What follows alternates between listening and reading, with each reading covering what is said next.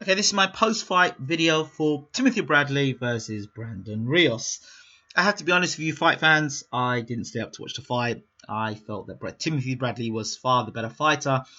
I know he hasn't looked impressive of late, but Brandon Rios is just a walking punch bag. I've always seen Brandon Rios as a walking punch bag, and I've never understood why, Brandon Rios just takes a whole heap of punches every fight. And I kind of thought to myself, when are you going to get fed up of taking punches like this? Every fight, walking forward, taking punches, no defense.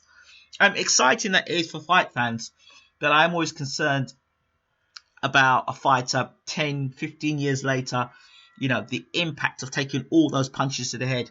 Because 10, 15 years later, people forget about you. People forget about you as a fighter. And while as Brandon Rios is entertaining today, his long-term future is always something that I'm concerned about. Another fighter that goes along in that same breath is Provodnikov. But anyway, Bradley versus Rios. The addition, the trainer, Teddy Atlas. There was lots to talk about. His wife, Bradley, changing his previous trainer. Can't remember his name at the moment, but his previous trainer. And now Tim Bradley brings in Teddy Atlas. In my recent interview I did with James Ali-Bashir, he spoke about Teddy Atlas and didn't have a lot of positive things to say about Teddy Atlas as a trainer. He's always questioned Teddy Atlas, and his question was, Teddy Atlas has trained so many fighters, how come so many fighters leave Teddy Atlas after 2 or 3 fights?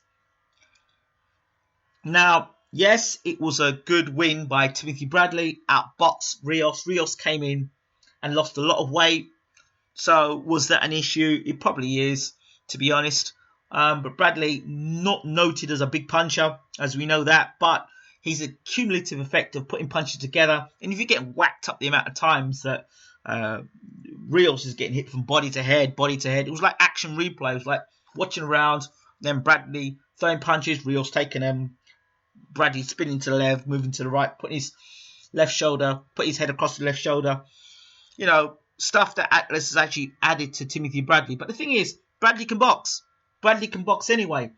So his previous trainer, Bradley, was always getting into these gunslinging matches. And the thing about Bradley is he can box. The guy can box. So Atlas got Bradley to box more.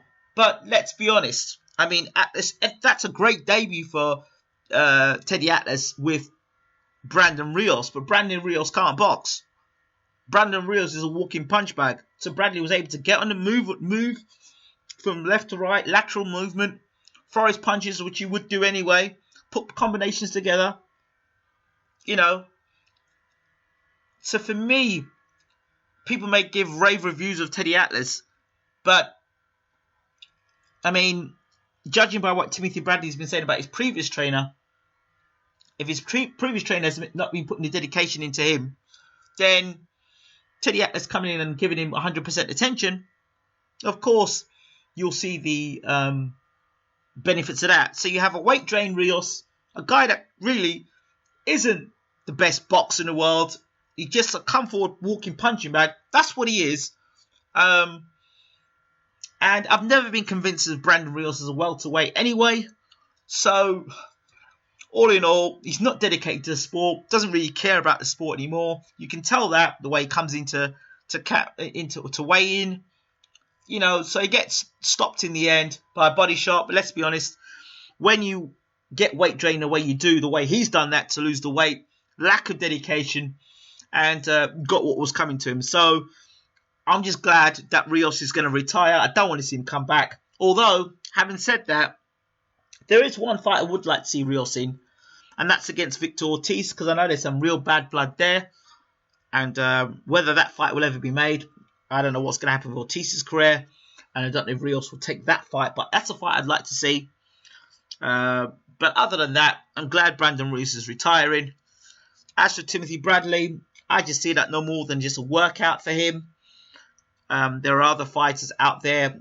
The one fight that everyone will talk about is potentially Kell Brook versus Timothy Bradley. Bradley showed he can move, lateral movement in and out, put punches together. You know, he doesn't mind getting inside. Bradley doesn't mind fighting from the outside. Bradley's far more versatile than Kell Brook. Brook is physically very strong, but not active enough.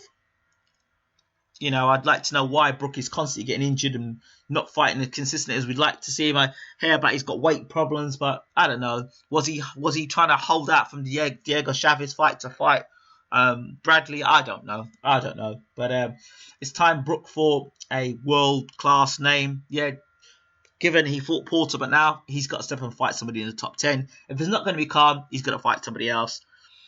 Bradley potentially is one of the best welterweights in the world. Top 3 for me, top 3, top 4. You got to put him in the top 3. I mean, think about it in terms of his resume and the guys he's fought. Some other guys have not fought the caliber that Timothy Bradley has fought, and it's arguable whether they'd beat the kind of guys Timothy Bradley's fought. I mean, Lamont Peterson at welterweight, I tell you, he'd beat some of those guys up there, definitely. So and that's the Lamont Peterson guy I rate very highly as a boxer, pure boxer puncher.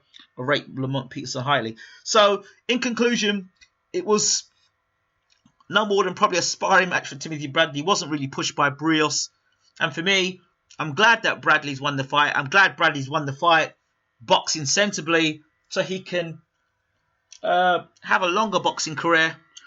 The real test of the Atlas-Bradley combination is going to be when he fights somebody who actually can box and doesn't just move in straight lines and has got some sort of defense and can slip and throw punches, i.e.